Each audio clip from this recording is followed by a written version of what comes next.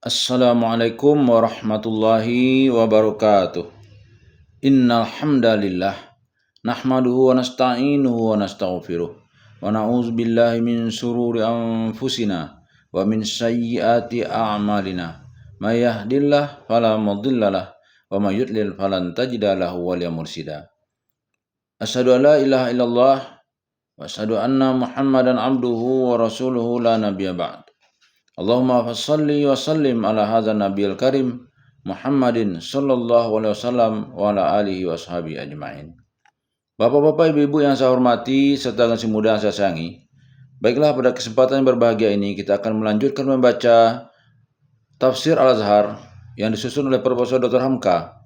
Yang pada kesempatan ini kita akan membacakan ayat 83 sampai dengan ayat 84 pada surat An-Nisa, masih pada juz yang kelima. A'udzu billahi minasy syaithanir rajim. Bismillahirrahmanirrahim. Wa idza ja'ahum amrum minal amni awil khawf yadha'u bih walau radduhu ila rasuli wa ila ulil amri minhum la'alimahu alladhina yastanbitunahu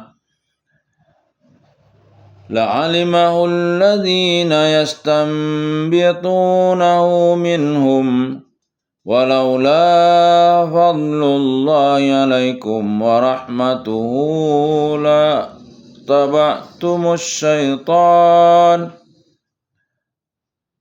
walaula fadlullahi alaikum wa rahmatuhu lattaba'tumus syaitana illa qalila. Faqatil fi sabilillahi la tukallafu illa nafsak wa harridil mu'minin. Asallahu an yakuffa ba'sal ladzina kafaru wallahu asyaddu ba'san wa asyaddu tankila. Wallahu asyaddu ba'san wa asyaddu tankila. Ayat 83. Dan apabila datang kepada mereka suatu hal, dari hal keamanan ataupun dari hal kecemasan, mereka siar-siarkan dia. Padahal kalau mereka kembalikan dia kepada Rasul dan kepada orang-orang yang berkuasa daripada mereka, niscaya diketahuilah hal itu oleh orang-orang yang menyelidikinya dari mereka. Dan kalau bukanlah kurnia Allah atas kamu dan rahmatnya, sesungguhnya kamu semua telah mengikuti setan kecuali sedikit. 84. Maka berperanglah pada jalan Allah, tidaklah diberati melainkan diri engkau sendiri, dan kerahkanlah orang-orang yang beriman. Mudah-mudahan Allah akan menyekat kegagahan orang-orang yang kafir itu, dan Allah adalah terlebih gagah dan terlebih ngeri siksanya. Setengah dari perangai orang banyak ialah suka sekali membicarakan soal-soal kenegaraan dan mengambil kesimpulan sendiri. Bukan karena adanya rasa tanggung jawab, mereka kadang-kadang hanya untuk menunjukkan bahwa mereka pun tahu. Disinilah pangkal bisik desus yang tidak berujung berpangkal sehingga kabar yang sasta jadi sedepa. Dan bagaimanapun teraturnya jalan pemerintahan, golongan yang tidak puas mesti ada. Walaupun yang mereka rasakan tidak puas itu ialah memikul kewajiban mesti mereka pikul kalau mereka hendak bernegara dan bermasyarakat. Misalnya tentang berperang. Kalau musuh telah mengancam, negara mesti siap perang, bahkan mesti perang. Orang-orang yang jiwanya terbelakang memandang perang itu mengusik kesenangan mereka. Mereka ini pun mengeluh. Lama-lama berbisik-bisik mencari teman yang sama-sama tidak puas. Disinilah sebabnya banyak soal negara yang penting menjadi buah bisik golongan yang tidak puas. Ini adalah ada di mana-mana, baik dahulu ataupun sekarang ini pun ada di zaman Nabi. Perbuatan ini dalam pandangan agama termasuk munafik. Inilah yang akan dicela pada ayat yang telah kita tafsirkan ini. Dan apabila datang kepada mereka suatu hal, dari hal keamanan ataupun dari hal kecemasan, mereka siar-siarkan dia. Pangkal ayat 83. Selama 10 tahun Rasulullah SAW berada di Madinah, tidaklah sunyi-sunyi dari berita yang menyenangkan atau mencemaskan, sebab tidak henti-hentinya pergi berperang atau akan diserang musuh dari luar. Seibarat suatu negeri yang dalam keadaan siap siaga atau SOB. Kadang-kadang Rasulullah SAW mengirimkan angkatan perang menantang musuh di satu tempat. Kadang-kadang sebelum mereka kembali sudah sampai berita. Sebelum mereka kembali sudah sampai berita bahwa mereka akan pulang membawa kemenangan yang besar dan rampasan yang banyak. Ini pun namanya kabar keamanan yang menimbulkan gembira. Kadang-kadang datang pula kabar yang mencemaskan. Misalnya bahwa kaum Quraisy telah berangkat dari Mekah dengan pimpinan Abu Sufyan. Sekian banyak jumlah orangnya. Mereka akan menyerbu Madinah, atau orang Rum telah sampai ke perbatasan dengan suatu angkatan perang besar. Orang banyak di mana-mana suka sekali menyebarkan kabar-kabar begini, karena tidak ada tanggung jawab, bisa saja dilebih-lebihi. Padahal penyebaran kabar berantai sebagaimana demikian, baik kabar yang menyenangkan atau kabar aman, ataupun kabar yang mencemaskan, keduanya itu tidak ada faedahnya. Kabar aman bisa saja menimbulkan pengharapan yang berlebihan, bisa pula menimbulkan gelisah pihak musuh munafik yang ada dalam kota Madinah. Apatah lagi kalau kemudian ternyata bahwa kabar itu hanya bohong belaka. Niscaya kepercayaan orang kepada Rasul akan berkurang. Sebaliknya, kalau tersiar kabar yang mencemaskan, niscaya pihak munafik yang ada dalam kota akan sangat gembira mendengar berita itu, yang menimbulkan dendam dalam hati orang yang telah beriman. Maka pada pangkal ayat ini tegaslah dicela penyebar-penyebar kabar berita beranting itu, sebab satu berita yang demikian bentuknya lebih banyak lebih-lebihi dan tidak bisa dipertanggungjawabkan. Padahal kalau mereka kembalikan dia kepada Rasul dan kepada orang-orang yang berkuasa daripada mereka, niscaya diketahuilah akan hal itu oleh orang yang menyelidikinya dari mereka. Tegasnya, kalau diterima kabar-kabar seperti itu, baik yang membawa keamanan maupun yang membawa kecemasan, hendaklah segera dikembalikan kepada Rasul sebagai pimpinan tertinggi dan kepada pemegang pekerjaan ulil amri, yaitu sahabat-sahabat Nabi yang utama yang berada di sekeliling beliau. Artinya, lekas laporkan. Jangan dibawa dahulu ke pasar untuk disiar-siarkan dengan tidak bertanggung jawab. Maka di antara penguasa-penguasa tadi, yang semuanya adalah dari diri kamu sendiri atau pemimpinmu, ada kelak yang akan menilai perkabaran itu tentang benar atau tidaknya. Atau hanya semata-mata bisik desus yang tidak berujung pangkal, yang bisa saja menimbulkan kacau, membawa perpecahan atau melemahkan semangat, atau memecah belah penduduk kota yang sedang bertahan. Dalam kata sekarang, kabar itu akan dicek kebenarannya. Kemudian datanglah sambungan ayat yang menyatakan bahaya dari penyebaran kabar-kabar seperti itu. Dan kalau bukanlah kurnia Allah atas kamu dan rahmatnya, sesungguhnya kamu semua telah mengikuti setan kecuali sedikit. Ujung ayat 83. Di sini dijelaskan bahwasanya kabar-kabar yang datang kepada kamu itu lalu kamu siar-siarkan sebelum dinilai oleh ahlinya tentang kebenaran berita itu, dengan tidak kamu sadari kamu telah mengikuti setan. Yang menjadi setan pertama ialah penyiar pertama dari kabar itu atau yang mengarangkannya. Kemudian berturut-turut timbul setan yang lain-lain, yaitu penambah dan pembumbu kabar itu sehingga orang jadi kacau. Biasanya yang tertarik oleh provokasi hasutan setan ialah orang banyak. Orang banyak yang tidak bertanggung jawab. Orang banyak yang bisa saja dibawa oleh gelombang bisik desus umum. Kabar yang masih meragukan bisa saja mereka terima sebagai suatu kebenaran. Inilah yang di zaman kita disebut psy war, perang urat saraf. Atau isu-isu yang membuat kacau pikiran. Tukang-tukang membuat bisik desus dan isu-isu itu adalah setan belaka. Hanya sedikit orang yang tidak akan terkena oleh kabar-kabar semacam itu, yaitu orang yang masih berpikiran sehat. Adapun orang banyak, payahlah membebaskan diri dari pengaruh kabar-kabar yang orang banyak itu sendiri telah tenggelam ke dalamnya. Itulah perlunya bila datang satu berita baik yang mengamankan pikiran atau yang mendatangkan cemas, supaya lekas dilaporkan kepada pihak yang berwajib. Orang-orang yang ditentukan untuk menyelidiki berita itu akan menilainya. Orang-orang yang menyelidiki itu disebut dalam ayat alladzina yastambitunahu adalah fi'il mudhari dari pokok kata masdar istimbat yang boleh juga diartikan ahli analisis. Dari ayat ini kita telah mendapat kesan pula bahwa pemerintahan yang teratur mengadakan badan intelijen yang selalu mencari berita dan menilai berita itu dan menjaga pengaruhnya kepada umum.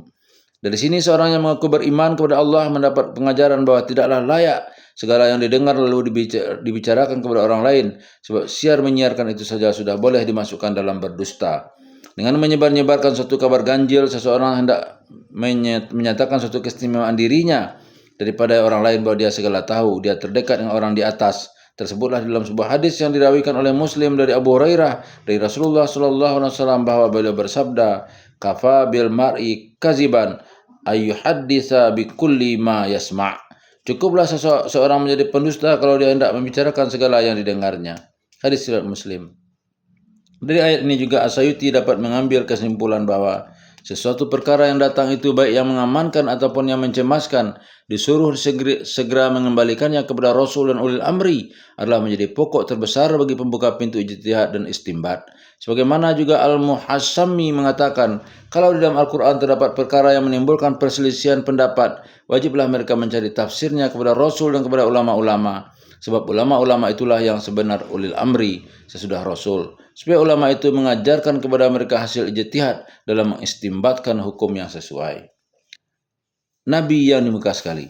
Kemudian datang perintah berjuang kepada Rasul. Maka berperanglah engkau pada jalan Allah. Tidaklah diberati melainkan diri engkau sendiri. Pangkal ayat 84. Di dalam ayat ini kita dapat melihat betapa beratnya tanggung jawab seorang Rasul. Menurut penelitian ahli tafsir, susunan wahyu di ayat ini ada hubungannya dengan ayat-ayat yang sebelumnya. Sekarang itu terdapat bukan sedikit orang yang munafik. Meskipun demikian, namun perjuangan dan peperangan mesti diteruskan. Jangan ragu melihat keadaan demikian. Engkau sendiri terlebih dahulu mengerahkan dirimu. Jangan dahulu engkau mengajak orang lain sebelum engkau sudah sadari benar-benar bahwa engkau adalah orang pertama yang akan memimpin. Asal telah engkau bulatkan tekadmu bahwa perang ini akan engkau lanjutkan jua, walaupun seorang diri, niscaya Allah akan menolong engkau. Bukan bergantung kepada bilangan tentara, melainkan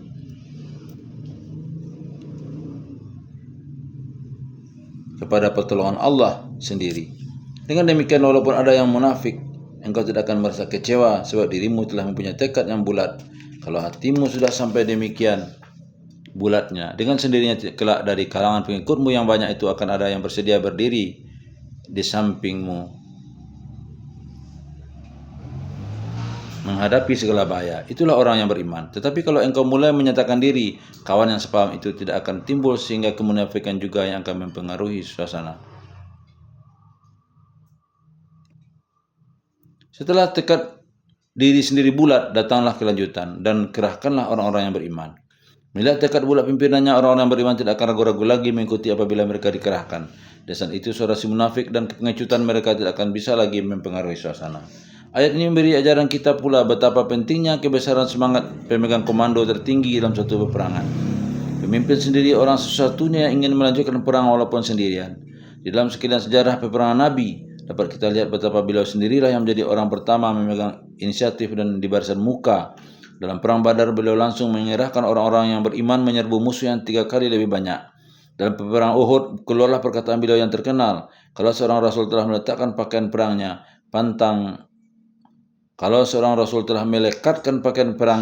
pantang baginya menanggalkannya sebelum Allah menentukan siapa di antara kedua belah pihak yang akan menang. Dalam peperangan Khandaq, beliau sendiri turut menggali lubang atau parit pertahanan yang penting itu. Meskipun usia beliau telah meningkat 60 tahun. Namun peperangan ke Tabuk yang terkenal betapa kesukaran dihadapi, beliau sendiri yang memimpinnya.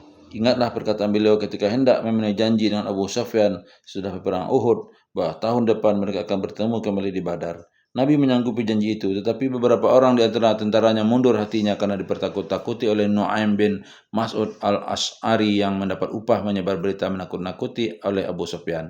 Waktu itulah Nabi bersabda, "Demi Allah yang memegang diriku dalam tangannya, aku mesti pergi menemui Abu Sufyan di Badar walaupun seorang diriku." Lihat tafsir juz 3 surah Ali Imran ayat 173. Berkata Ar-Razi dalam tafsirnya, ayat ini membuktikan bahwa Rasulullah memang segagah-gagah hamba Allah dan orang yang paling arif taktik peperangan. Tidaklah Allah akan mendatangkan wahyu demikian, menyuruh pergi perang walaupun sendirian, melainkan karena Allah Maha tahu bahwa nabinya memang seorang yang gagah perkasa. Selanjutnya kata Ar-Razi dalam kegagah perkasaan beliau ini diteladan langsung oleh Abu Bakar ketika beliau memutuskan hendak memerangi orang-orang yang enggan mengeluarkan zakat. Waktu itu diucapkannya pula, walaupun seorang diri dia akan memerangi mereka. Memang seseorang yang telah tahu bahwa segala perkara di dunia ini adalah di tangan Allah, tidak sesuatu yang akan dapat dicapai kecuali dengan ketentuan Allah. Merasa mudah berkata demikian. Sekian Ar-Razi. Setelah itu, yaitu setelah Rasul bersedia menghadapi peperangan seorang diri dan kaum yang beriman telah padat pula semangatnya mengikuti Rasul, Allah berfirman, mudah-mudahan Allah akan menyekat kegagalan orang-orang yang kafir itu. Di lanjutan ayat ini jelas kita lihat bahwa yang amat diperlukan ialah bahwa Rasul sebagai orang pertama dan kaum yang beriman sebagai pengikut yang setia, semuanya sama-sama sudi mati karena mempertahankan yang hak. Di sini terjadilah pertempuran di antara dua semangat, dengan semangat kaum muslimin yang begitu besar. Mudah-mudahan Allah dapat membendung penyerbuan orang kafir itu. Artinya semangat kafir akan lemah dan mereka akan mundur, sebab yang mereka pertahankan bukanlah kebenaran. Hal ini tidak tergantung kepada banyak atau sedikitnya bilangan. Kemenangan di Badar dengan 300 kaum muslimin dan kekalahan musyrikin yang 1000 orang adalah kesaksian yang nyata dalam hal ini. Demikian juga kemunduran Abu Sufyan menghadapi janji pertemuan di Badar yang kedua kali. Penutup ayat berkata, dan Allah adalah terlebih gagah. Sebab seluruh kekuatan dalam alam ini adalah di tangan Allah belaka. Allah lebih gagah daripada kaum musyrikin itu. Allah menguasai hujan dan panas, menguasai medan dan cuaca, dan juga menguasai hati manusia. Semuanya itu tidak terdapat pada musyrikin kaum Quraisy yang menantang Allah. Dan terlebih ngeri siksaannya. Ujung ayat 84. Sebagaimana yang dikatakan oleh ahli tafsir Ibnu Katsir, Allah sanggup menjatuhkan balasannya yang ngeri sejak dari dunia ini lalu ke akhirat. Maka di dalam ayat ini diingatkan kepada Rasul dan orang-orang yang beriman bahwa selama dalam perjuangan atau jihad dan di mana saja pun menghadapi musuh, hendaklah dipegang teguh niat bahwa yang diperjuangkan sampai bersabung nyawa ialah sabilillah, jalan Allah, bukan jalan untuk kepentingan diri sendiri.